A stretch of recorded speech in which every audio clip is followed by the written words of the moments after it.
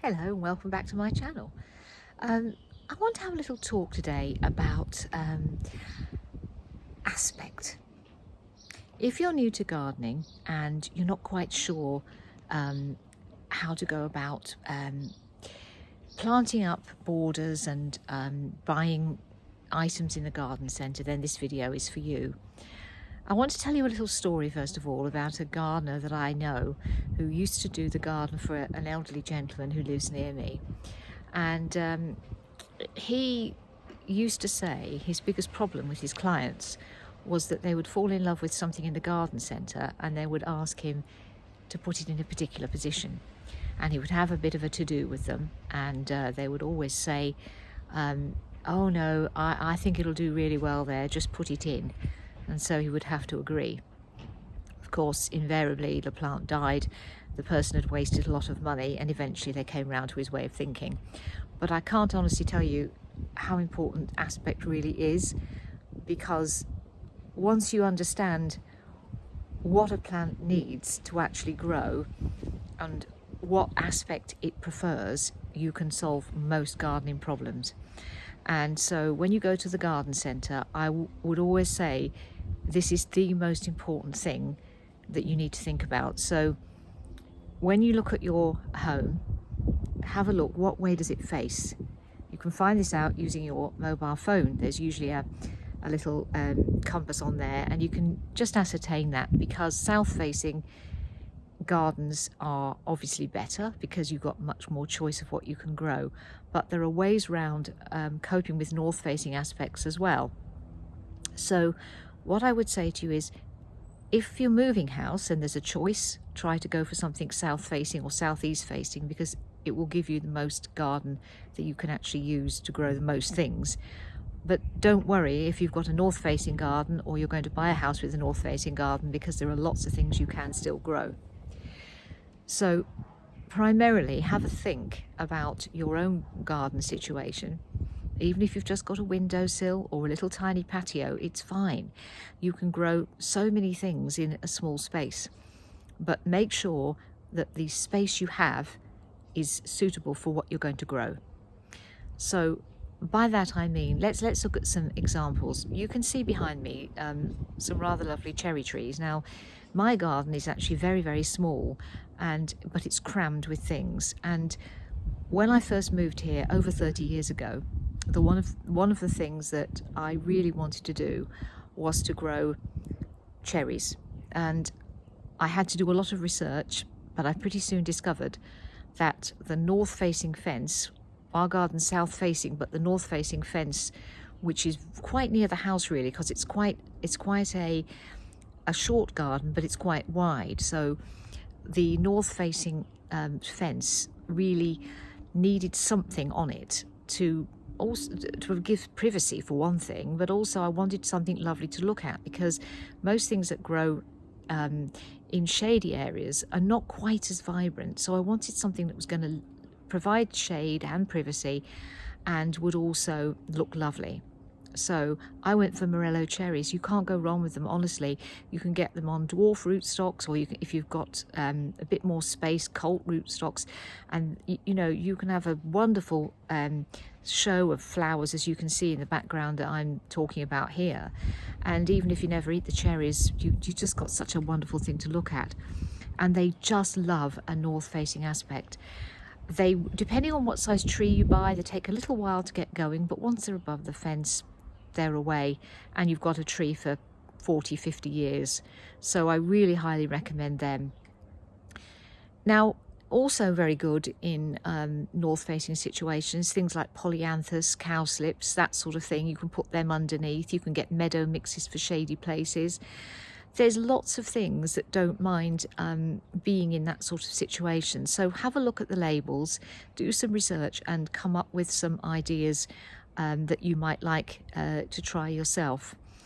Now, the other thing is that if you're talking about the sunny area, which in my garden is right underneath the windows against the wall, this is the prime Mediterranean spot, if you like. So this is where you can grow your grapes, your pomegranates, your passion fruits, which I absolutely love. your herb teas such as scented pelargoniums, things like that. You can also grow strawberries very well, although they will do quite well in shade. You can grow lots of lovely things like French lavenders, figs, all this kind of thing. Anything that loves a south-facing wall and doesn't mind getting dry sometimes, you know, because you can't always be watering things quickly. So definitely I highly recommend that you look into Mediterranean things like oregano, basil, things like that. Whereas English herbs, for example, like mint and parsley, they're not too keen on getting boiled alive. You really want to find them a sort of semi-shaded area of the garden, and they will do really well there as well. Similarly, lettuce and salad leaves, don't put that in a hot bed, because the amount of water it will need, it will bolt really quickly, and you'll have to look for certain varieties of salad leaves that will cope with that. You're much better off putting lettuce and salad leaves in shady areas of the garden. And there are other areas of the garden, such as west and east facing, which obviously get the sun at different sorts of times of day. And those, you can grow apples in that sort of situation, plums, all that kind of thing. And then, of course, you've got things that really prefer a greenhouse, things like tomatoes and melons, and even a polytunnel for that kind of thing. You can grow them outside successfully, but you will have a lot more difficulty. So really what I'm trying to say is, if you're just getting into gardening and you're really excited, obviously there are lots of things to consider, like soil types, if something's acid loving or not. For example, you can't grow blueberries in a lime containing soil. You've got to put them in acid compost, things like that. There's lots of little things you've got to learn, but the main thing is to think about what sort of aspect your garden actually is, and then try and buy the right plant for the right situation. And I think that's just so important, because you can waste a lot of money. And I've done it myself, where I've gone, oh, well, I think that'll do quite well. In fact, I've got a camellia at the moment, which is in the north aspect of my house, which is round the front, and it's not doing very well at all. It looks quite good, quite healthy, but the blooms are nowhere near as good as my neighbour's, who's put it in the sun, so it's going to be moved around the back today. So it's a learning curve all the time, and you never 100% get it right. That's the joy of gardening, really, is to actually try and learn as you go along, but almost try to arm yourself with some knowledge before you start, because it will save you a lot of money and a lot of disappointment. So I would say that whatever you do, make sure that you learn about the aspects. For example, I was going to mention as well that eating cherries, or dessert cherries as they're known, the ones that you can eat off the tree rather than cooking them, varieties like Stella and Sunburst and Summer Sun, those will want an aspect where they're going to get sun.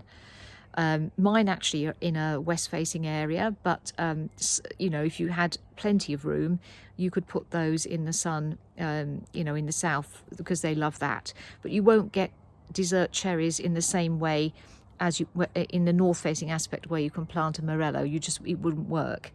So you've really got, even within, say, one particular variety, like for example cherries, you've got your eating cherries, your dessert cherries that need the sun, you've got your morello cherries that are quite happy in shade, and that's quite common. So even within plums, for example, there's some that do really well in certain parts of the country and certain parts of the garden. So all these things, there's a lot to learn in gardening: pruning, soil types, pest control, that kind of thing. Although I won't use anything in my garden, it's all organic, but obviously there are things you can do, like encouraging hedgehogs. There's so many things in gardening.